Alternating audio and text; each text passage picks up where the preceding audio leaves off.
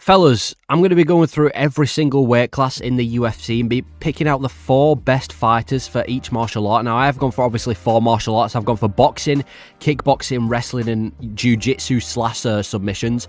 I'm going to be going over every fighter pretty quickly because, like I said, I've got to go through 4 fighters in 8 different weight classes. So it's going to be, pretty quick on each fighter, but you get the gist. Starting off with heavyweight. For boxing, I've gone with Tom Aspinall for boxing. I think he's the best boxer in the heavyweight division.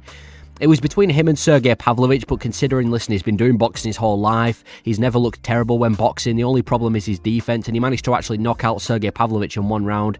Before that, he knocked out Tabura, so comfortably, I'm picking Tom Aspinall for boxing. I think he's a great boxer, and I think he's the best boxer in the heavyweight division right now. And kickboxing, I've gone for Cyril Gane. Cyril Gane's really good at kickboxing, so is Aspinall, to be fair, but I've given Cyril Gane the kickboxing because he's really good at his range. He's really good at knowing when to come in, when to come out. He's especially good on the back foot. And Cyril Gane is just amazing with his range. And I think he's probably the best striker. It's between him and Aspinall, but I would put Cyril Gane as the best striker, especially kickboxing in the heavyweight division. So for kickboxing, I've gone with Cyril Gane. Now, when it comes to grappling, it was between John Jones and Cyril Gane, but I've gone with Curtis Blades. I've gone with John Jones for wrestling. The reason is, this guy's been wrestling with the likes of DC. Obviously, we just saw in his last fight how he absolutely flawlessly, now this is obviously not the Cyril Gane fight, but we saw in his last fight how he flawlessly took down Cyril Gane like it was nothing. I know Cyril Gane's not necessarily a good grappler, but I've gone with John Jones. I think he's really impressive at wrestling. Underrated as a wrestler as well. So for wrestling, I've gone John Jones. And finally, BJJ / submissions. I've kind of combined them into one. I've ended up on Gelton Almeida. This guy's a contender now. Well, not really a contender just yet. He's still got a couple more wins to go. But yeah, he has some of the best Brazilian Jiu-Jitsu in the heavyweight division. He's come from Brazilian Jiu-Jitsu. He's amazing at it. He's got some of the best. And I can definitely see this guy climbing the rankings because of his Jiu-Jitsu. So for heavyweight, those are my 4. Now we move on to light heavyweight. For boxing, I've gone with Jamal Hill. I've gone with Sweet Dreams Jamal Hill. This guy's a knockout machine. The one thing that worries me going into the fight with Alex Pereira is I could definitely see Jamal Hill knocking out Pereira. He's a knockout artist. He's got great hands. Such a good boxer. Defense is all right. He's got decent. I can't speak. He's got decent defense as well if you watch his fights. So for heavyweight boxing, just pure boxing, I'm going Jamal Hill. He can put anyone's lights out. He's just an extremely dangerous boxer. Now for kickboxing, I've obviously gone for Pereira. I don't think that needs much explanation. Came from Glory Kickboxing, had a career there. Finished Adesanya in one of his fights, and he's pretty much looked flawless. Apart from UFC 287, he's pretty much looked flawless in every single one of his fights in the UFC, so on the feet at least. So I'm going to go with Alex Pereira. Yeah, definitely one of the best strikers in the UFC and definitely the best kickboxer in the light heavyweight division. Now for wrestling, I've gone with Magomed Ankalaev. Now there's not much heavy wrestlers in the light heavyweight division. I'd say Ankalaev's probably the only type of guy I can see giving Pereira problems in the grappling department, but I have gone with Ankalaev. It's kind of a last resort for Ankalaev. He will strike on the feet, he'll strike with you. He's got knockout power. He's pretty decent on the feet as well, but he kind of uses wrestling as kind of a last resort, but he's really good at grappling. He's out-grappled Jan Blachowicz. He would out-grapple Alex Pereira if they were to fight, and I mean, we saw in the fight with Johnny Walker, he's definitely good on the ground. So for just pure wrestling, I've gone with Ankalaev, but I've not picked him for jiu-jitsu because the guy's not really the type of guy to go for submission. So this might seem weird, but I've gone with Yuri Prohaska. Now, he has only got 1 sub in the UFC against Glover Teixeira, but that's partially why I've gone for him. The guy submitted Glover Teixeira, one of the best grapplers we've seen, especially in the light heavyweight division. The fact that he was able to submit Glover Teixeira, I've got to give him that. And the second reason is, there's barely any grapplers, especially, well, not grapplers, but there's barely any submission artists at light heheavyweight. So I've decided on Yuri Prohaska. That's who I was going for. The middleweight. Boxing at middleweight, I've gone with Sean Strickland. Yeah, this guy's got really good boxing. I'm going to say underrated. Not underrated as a fighter, but underrated boxing. Able to outbox Adesanya like it was nothing. He's able to outbox Abbas Magomedov. He's looked good in pretty much every single one of his fights. Maybe not the Poaton fight, but he's looked good in nearly every single one of his fights because of his boxing. So for Sean Strickland, I'm definitely going to give him the benefit of the doubt and say that he's got the best boxing and in the middleweight division. I guess you could go with, I don't know, maybe Whittaker or Marvin Vettori, but I'm going to go Strickland. Kickboxing, I've gone Adesanya. Listen, people are going to say, what, Strickland was able to beat him, but you've got to give it to Adesanya. Again, came from a Glory Kickboxing background. He's looked great in nearly every single one of his fights, besides maybe the first Pereira fight and the Strickland fight, and obviously maybe a couple others here and there, like the Jan Blachowicz fight and the rematch against Whittaker. But Adesanya, he's outstruck nearly every single middleweight he's fought. He's a really good kickboxer. He's a little bit hesitant at times, which is why his fights on the more interesting, but I've got to give him the respect. He is a good kickboxer, so I'm going to go Adesanya. Wrestling at middleweight, I've gone with Hamzat. Now, I know Hamzat's only had one middleweight fight. Well, he actually had two, but his most recent middleweight fight was against Kamaru Usman, who's technically a welterweight. But to do that to Kamaru Usman in the first round, take Kamaru Usman, a guy who's an amazing grappler in himself, and do what he did to him, I've got to give him the respect to Hamzat. He's a good wrestler, at least for one round. Obviously, look at his early fights against Li Jingliang. Even, I'm not going to talk too much about the Burns fight, but even times against Burns, he looked great wrestling. So for wrestling, I'm going to go Hamzat Chimaev. And then finally, for submissions at middleweight, I've gone with Brendan Allen. Yeah, this guy's a dark horse when it comes to submissions. He made Paul Craig look like an amateur when it comes to grappling. And Paul Craig, grappling's all he's known for. Brendan Allen, I think he's got like a rear naked choke streak as well. His signature move is the rear naked choke. I can't wait to see this guy climb the rankings. So I've gone with Brendan Allen. Welterweight boxer, I've gone with Jeff Neal. I think Jeff Neal's a really good boxer. He definitely tested that chin against Shavkat. He's knocked out Belal Muhammad before. He's got knockout power, and I think he's just a really smooth boxer in the welterweight division, is Jeff Neal. So I've gone for him in the welterweight division. Really good for a boxer, or really good as a boxer, I guess I should say. Now, kickboxing, it was definitely between Wonderboy and Leon, and as tempted as I was to go with Wonderboy, I've got to go with Leon Edwards. Now, he does mix it up with grappling a lot, so I guess if we're just talking kickboxing, you could give it to Wonderboy, but I'm going to give it to Leon Edwards. Obviously, the knockout he got over Usman, the way he was able to beat Usman on the feet in the second fight, he was able to pretty much bully Colby on the feet. I know neither of those guys are like amazing strikers, but the guys looked pretty much great his entire career, besides maybe one time when he got hit by Diaz on the feet and he was rocked a little bit. He's looked nearly flawless in every single one of his fights on the feet, so I've got to give it to Leon Edwards. Definitely one of the best strikers we've got.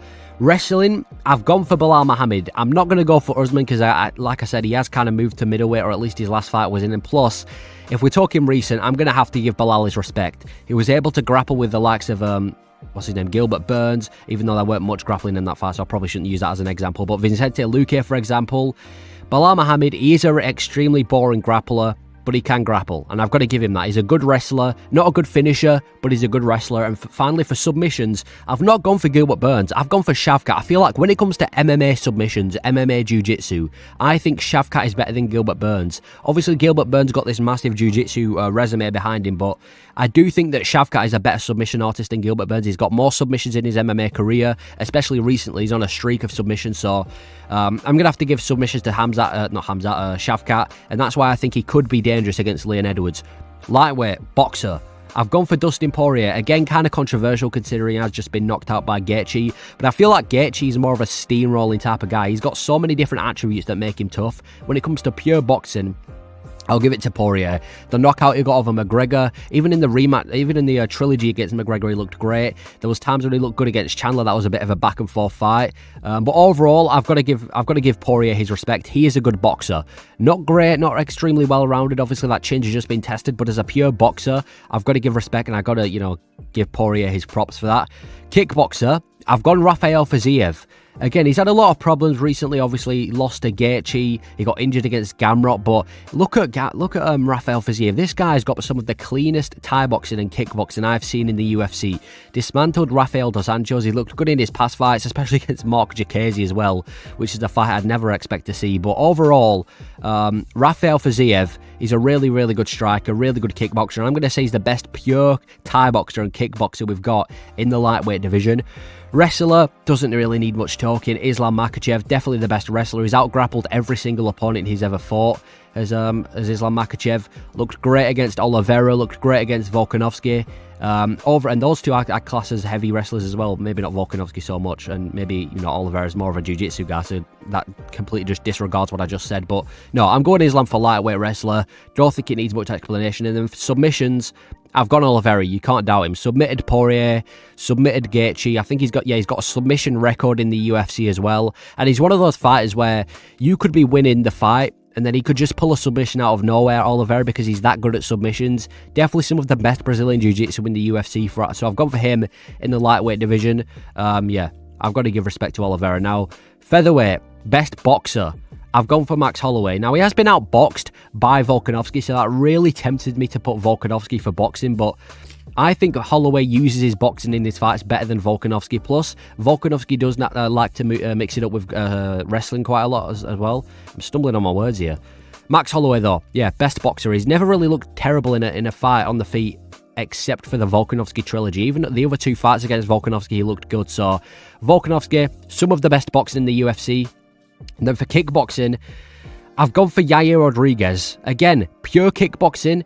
I think he looked great. He was actually starting to look really good against Volkanovski in their fight. Obviously, Volkanovski was kind of threatening the takedown every now and then, but there was a time, I think it was just before he got finished, he started to look really good on the feet against Volkanovski. Then obviously he got clipped, and then Volkanovski, went for a combination, went for the takedown. But when it comes to pure kickboxing, I think Yair Rodriguez is one of the best kickboxers in the UFC. His shots are amazing. He kind of reminds me of Wonderboy a little bit. That some of the combinations he comes out with when he uses his kicks. So I'm going to go Yair Rodriguez. Then when it comes to wrestling, I've gone with Volkanovski himself. This guy's a great wrestler.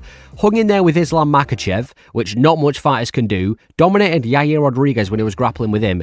The guy's a really good, underrated grappler. I think he came from a grappling background. I know he had rugby, but after rugby, I'm pretty sure he went into some sort of grappling in the UFC or some sort of wrestling before he became this amazing striker. But Volkanovski, one of the most balanced fighters in the UFC, and he's a really good wrestler. Yes, I'm putting him above Movsar Evloev, so I'm going wrestling Volkanovski. And then finally, jiu-jitsu, I've gone Brian Ortega.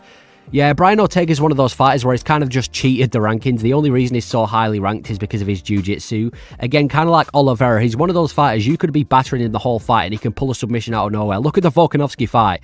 If that guillotine would have just been slightly tighter, he could have beaten Volkanovski and become the featherweight champion. But yeah, dangerous jiu-jitsu does Brian Ortega have. And I've got to give him respect. His scrambles and everything, he's really good at finding submissions. So that's why I've gone Brian Ortega.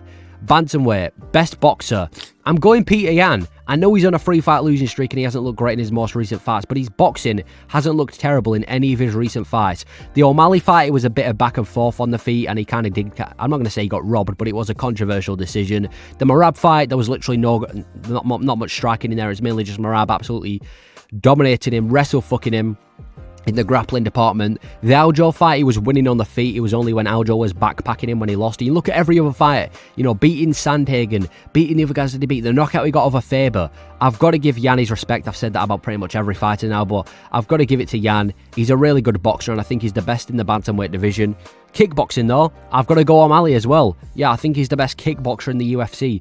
This guy, not in the UFC, at least in the bantamweight division, one of the best strikers in the UFC, though. He's tall, lanky, and I think it works in his favour at bantamweight because he's so good, like with Cyril Gane. He's so good at using his range. He's so good at setting up kicks, and obviously as a boxer, he's got power. It doesn't look like he's got power. It looks like a toothpick, but he's got a lot of power, good boxing as well, good hands, good kicks. He's got everything going for him on the feet, so I've gone for O'Malley for kickboxing. Then wrestling at bantamweight, it was between Merab and Henry Cejudo, but pure wrestling, I've gone Henry Cejudo. Now, Cejudo kind of wrestles in a weird way. He doesn't, I think he wrestles for points and he doesn't really do as much damage as people like Merab, but I do think he's a superior wrestler to Merab, and that's why I'm picking him to beat Merab. I don't think Merab's going to have anything on Cejudo when it comes to grappling. I think, yes, obviously Cejudo's a little bit washed now. He's not as good as he once was. I won't call him washed, but he's not as good as he once was. But you've got to give it to Cejudo. The entire grappling background he had, and even in the UFC, he's looked great when grappling in nearly every single fight, especially wrestling. So I'm going to have to give it to Cejudo. And then pure submissions, I was struggling to find some at bantamweight, but I've gone with Ricky Simón. Yeah, this guy's kind of one of those fighters that, listen, he might not be the most consistent fighter, especially on the feet, but again, his submissions are underratedly dangerous. He can find a submission from nowhere, but I'd say he sets his submissions more than people like Oliveira and Ortega, so I'm not going to say he's one of those like one submission, he can find it from anywhere type of guy. He does set up his submissions really good, but yeah, I've gone Ricky Simón at bantamweight, really good submission artist, and I think he's going to get a couple more submissions in his UFC career because that's kind of what's carrying him right now. And finally at flyweight, for boxing, I've gone Brandon Moreno.